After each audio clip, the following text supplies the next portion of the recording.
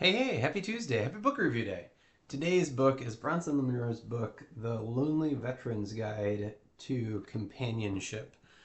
This came out, I can't remember if it was either earlier this year.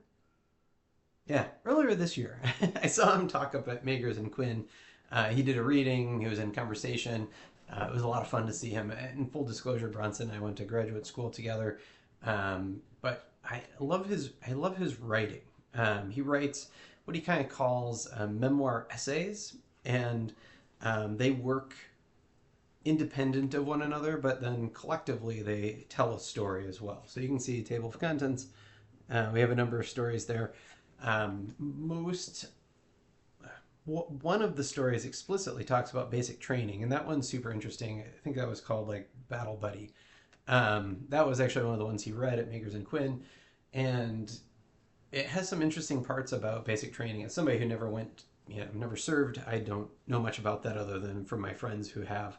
And I love the little elements that he includes in there, the details that he remembers, how he kind of unpacks the different people who were there with him and his relationship to those people as well. In general, what holds these stories together, and I think part of why, and I didn't ask him this, part of why Guide to Companionship is part of this title is because there is a feeling of disconnect or I almost kind of got a vibe like Lost in Translation at times, if you remember that movie, where you're there and you're present, but you're just kind of disconnected. You don't quite fit in. And that works in a lot of different ways throughout the essays in this story. Or in this collection. There's one essay where Bronson talks about an older sister that he didn't know about, that his parents lost before he was born, and there's kind of this detective story to try to figure out the facts behind that story, which leans into like using Carmen Sandiego. I mean, he layers in all kinds of really interesting elements, and that essay is structured kind of playfully, like one of those Carmen Sandiego engaging books, which I really enjoy. But even there, in his family, there's this kind of sense of disconnect in how he fits in there.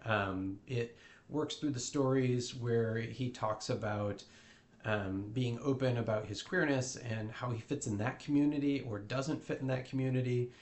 He travels overseas and teaches English in China and spends some time at sea, and so that kind of disconnect is also present there where you don't quite fit in and you're trying to find your place. And it's also that time of, I think, a person's life where you're really trying to figure out who you're going to be as an adult and have these experiences and try to unpack and make sense of it. A number of the essays deal with wanting to establish roots and connection, and also the kind of restlessness of, there's this big world, there's all these things to see out there.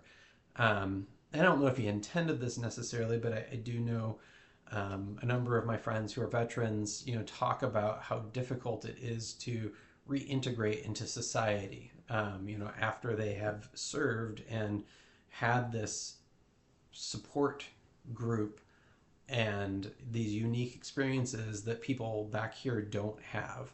And so I think that disconnect, that kind of lost in translation feeling echoes through these essays. And they're all really wonderful read individually. They really do stand on their own. Collectively, I think they tell a really interesting story. So I would strongly recommend The Lonely Veteran's Guide to Companionship, Bronson Lemer. I'll include links and all that stuff. What are you reading?